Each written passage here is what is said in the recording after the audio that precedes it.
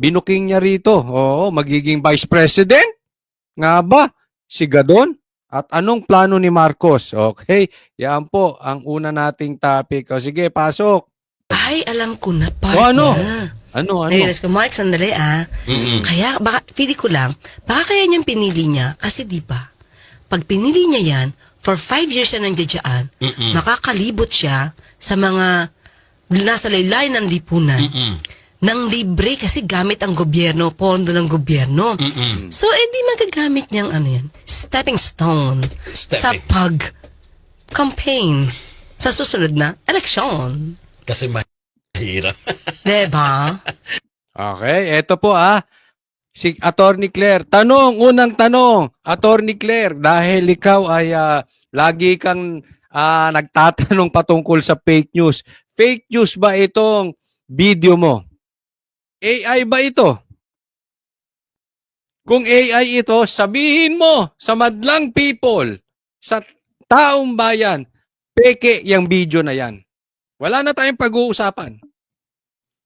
Pero kung tunay ito, ipaliwanag mo ito. Kasi para sa kanya, ang sinasabi niya na si Gadon daw ay kaya inappoint ni BBM. Kaya ginawang secretary ni BBM, itong si Gadon, para makalibre sa pagtakbo sa pangangampanya, libreng pangangampanya in preparation for 2028 election. Oh, 'di ba? So anong ibig sabihin natin? Anong ibig sabihin ni Attorney Claire diyan? Kung susundan natin yung kanyang logic, ibig sabihin kasabwat si Marcos. Meron siyang malaking plano dito kay Gadon. Hindi po pwedeng patatakbuhin ni Marcos etong si Gadon ng barangay captain, ng konsehal. Ia-appoint ka pa bang secretary in preparation for 2028 kung barangay captain lang ang tatakbuhan mo? Definitely hindi.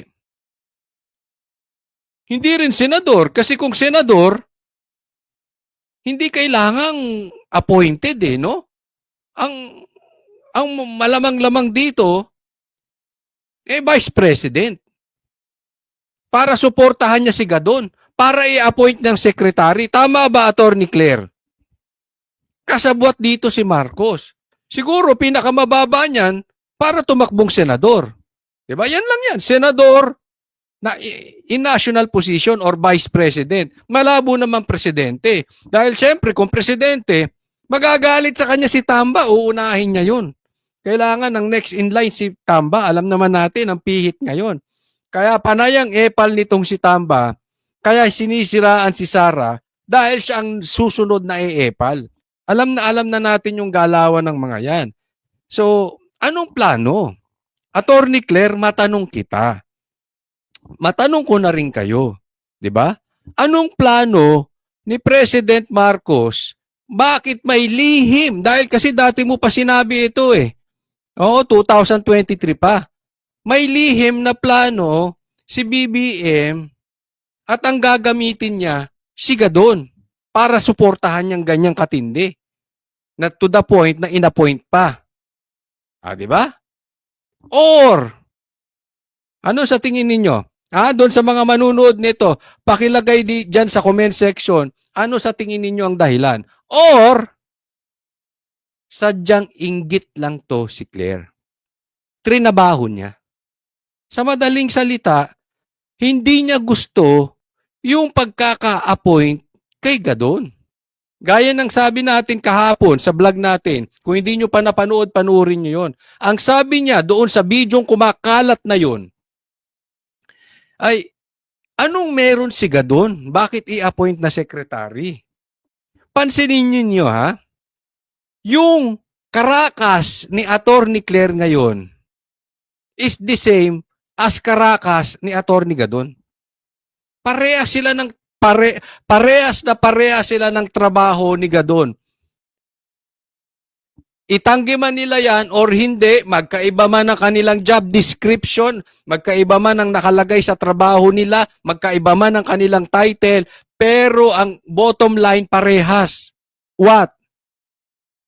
To attack political rivals, specifically to attack Duterte. Pansinin mo, 'di ba? Ang challenge nga ng taong bayan dito kay Claire at kay Gadon. Tanggalin ninyo yung pag-atake nyo sa Duterte. Anong silbi nyo kay Marcos? Sige, tingnan ko kung may silbi kayo kay Marcos kung hindi kayo aatake sa Duterte. Subukan nyong gamitin, gawin yung ginawa ni Attorney Trixie na very professional nung naging secretary siya. Bukas pa lang, tanggal na kayo as secretary or USEC. Parehas na parehas kayo eh. Parehas.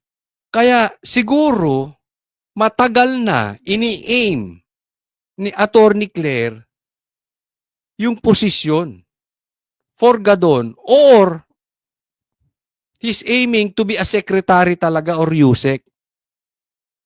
Kasi sa tingin niya, mas magaling siyang attack dog sa mga Duterte. Yan lang po talaga. Yan lang talaga ang nakikita kong dahilan dyan.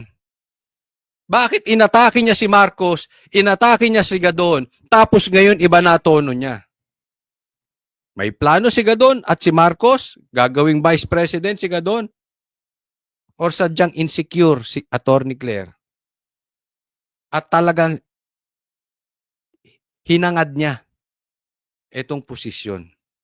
Kaya nung first day niya, no, pagkapasok niya as USEC, wala na siyang patumpik-tumpik. Binanatan niya agad ang Duterte. Again, we challenge you. The Filipino people are challenging you, Attorney Claire. Huwag mong atakihin ang Duterte. Anong silbi mo kay Marcos? Anong silbi mo sa bansang Pilipinas? Di ba? Papatunayan ko, eto pa, next, ang silbi lang nitong si Attorney Claire ay atakihin si PRRD. O, eto po, pag-usapan natin. Claire, iniwasan ng tanong, coincidence lang ba to or binigyan siya ng ultimatum ni Marcos? Ma'am, may we just get your quick reaction sa recent pronouncement ni former spokesman Harry Roque na kahit gaano ka kagaling na salesman, kung hindi maganda ang produkto, mahihirapan kang ibenta. Good luck daw po sa inyo ni Secretary J. Ruiz. Ito para dun sa mga hindi nakakaalam, kasi nag-issue po ng statement si Attorney Roque na kahit anong galing mong salesman, pag ang produkto mo pangit, talagang mahihirapan ka. Alam mo, to be honest with you, merong isang linggo, challenge kami ng mga vloggers, sabi nila, may isang linggong sinubukan naming purihin si Marcos. Sabi nila, kayo ba natero? Sabi nyo, pag palakpakan, pag tama, pag mali, banatan. Puro kayo banat kay Marcos. Di ba? So, wala ring kwenta yung sinasabi nyo pag tama, palakpakan. Imposible namang walang tama si Marcos. So ako, for 1 week, talagang inisipan ko kung ano ang pwede kong ipuri kay Marcos. Honestly, inisipan ko talaga yan.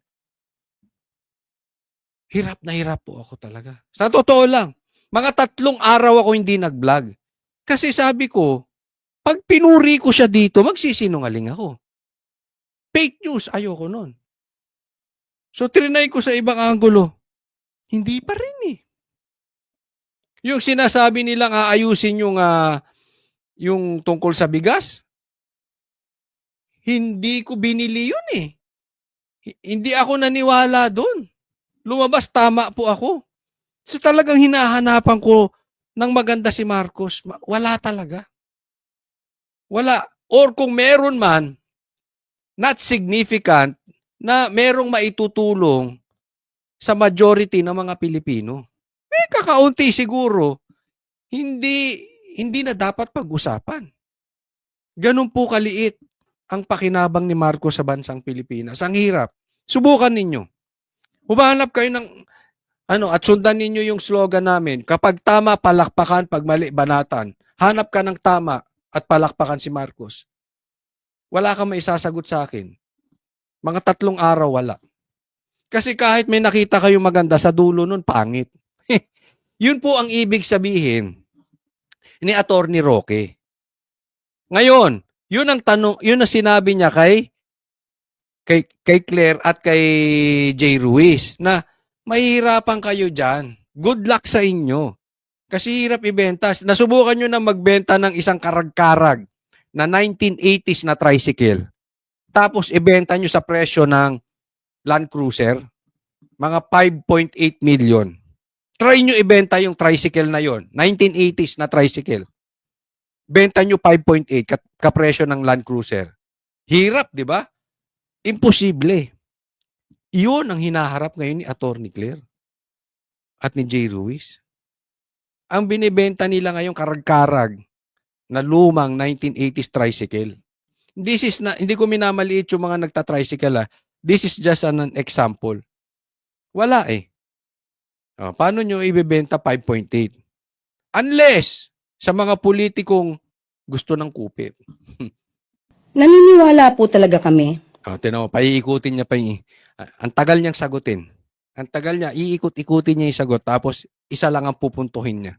na mahirap ibenta ang bulok o masamang produkto. Mahirap ibenta ang bulok at masamang produkto. 1. Ikot pa. Mahirap po talagang ibenta kapag ang ibinebenta mo, kailangan mo pang linisin ang Pangalawa, mahirap ibenta kung ang binebenta mo ay kailangan mo pang linisin. Ikot pa, Claire. mga sinasabi. Mahirap ibenta ang mga tao na ang lagi nababanggit ay joke lamang yan. Ngayon, alam mo na kung kanino patungo. Okay. Mahirap ibenta kung ang binebenta mo ang laging sinasabi ay joke lamang yan. Wala pong sinasabi si PRR ding joke. Alam na agad natin ang pinupunto Duterte. Yan lang ang silbi ni Attorney Claire kay Marcos. Attack dog to attack the Duterte. Isipin mo, patungkol doon sa pagiging sales lady niya para paano maibebenta si Marcos, ang sagot niya, atake sa Duterte. Maliwanag pa sa sikat ng araw. Bobo ka na lang or tanga ka kung hindi ka pa naliliwanagan. Klarong-klaro, ang layo ng sagot. Hindi ko alam kung crush ba nito si Duterte. Alam mo naman si PRRD malakas sa chicks eh. Di ba? Pero hindi to, ako, pupusta ako sa inyo. Kahit wala akong pera, pupusta ako sa inyo. Hindi matataypan to ni PRRD. Magagandang mga, hindi ko sinasabing pangit siya, pero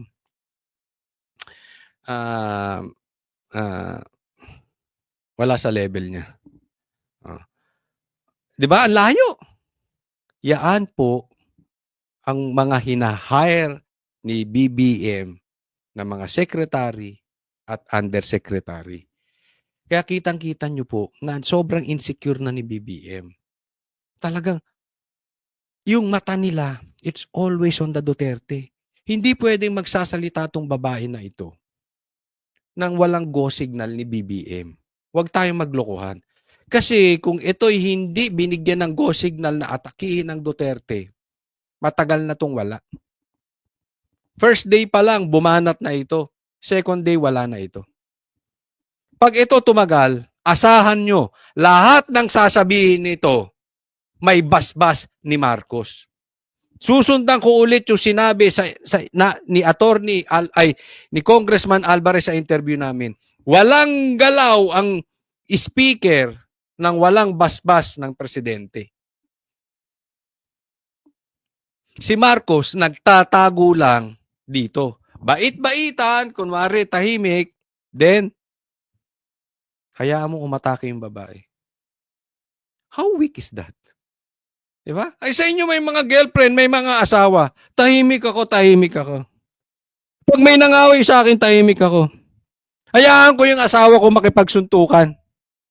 Hayaan ko yung girlfriend ko makipagsampalan. Ganun yun. Ganito. Ganito ang galawan ni Marcos. Sige, tago pa more, Marcos, kay Attorney Claire. Tago ka sa babae. Hindi po kami salesman dito. Kami po ay messenger. Ang salesman po kasi kailangan na maganda ang bokadura mo. Kailangan na ibenta kahit na minsan ay hindi totoo yung mga sinasabi mo para lang mabenta ang isang tao o isang produkto. Okay, sa amin po, messenger kami, hindi po kami nagbebenta ng Pangulo o ng gobyerno. Tignan mo, sagot abogado ba to? Hindi daw sila nagbebenta. Sila ay messenger. So sa madaling salita, yung sinabi ni Attorney Roque na sales lady sila, binibenta nila ang Pangulo, ni literal. Ay siguro ganitong klaseng abogado to. 'Di ba? Obvious naman. Kahit tanungin mo yung grade 3, maiintindihan. Kahit tanungin mo yung batang musmos, anong sa tingin ninyo ibig sabihin ni Attorney Roque? Ito, niliteral na magbebenta sila ng produkto. Sige, tanungin ninyo yung anak ninyo. Nauunawaan. Ito, niliteral. Abogado, ha? Pinapakita lamang po namin at inilalahad namin kung ano ang maaaring makuha ng taong bayan sa ating gobyerno, kung anong pwedeng itulong. Ayan. Okay. Pangalawa, ano sabi niya? Hindi kami nagbebenta. Messenger kami kung anong dapat maitulong o ang magagawa ng gobyerno sa taong bayan. Anong sinabi mo? Wala naman kayo sinasabing proyekto ng gobyerno. Wala naman kayo sinasabing plano ng gobyerno. Wala naman kayo sinasabi kung anong ginagawa ni Marcos. Ang lahat ng sinasabi nyo, atake sa Duterte at pahintuin ang mga vloggers. Di ba? Kung meron ka man nasabing plano ni Marcos, siguro, if you will compare it, siguro isa sa 10 atake nyo sa mga Duterte. May nakita ba kayong plano ni Marcos? Sa bunganga nitong babaeng to? Meron ba kayong nakita? Meron ba kayong narinig? Meron ba kayong nasagap? Or lahat ng nasasagap nyo? Even yung malayong tanong, ibabalik niya sa Duterte. Hindi ako magugulat kung sa susunod, ibibintang na ng babaeng ito, ang pumatay kay Jose Rizal ay si Duterte. Ang pumatay kay Magellan ay si Duterte. Kaya sumugod ang mga Hapon dito at Kastila before, kasalanan ng Duterte.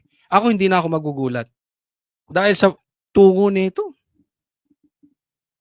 That's how insecure and desperate the Marcos government. Ganyan po sila kadesperado. Ng ating gobyerno sa taong bayan. So hindi po kami salesman, kami po ay messenger. Ano nga mensahe? Anong mensahe sinabi ninyo? Wala. Attack dog. Pwede. Hindi mensahe yun. Atake yun.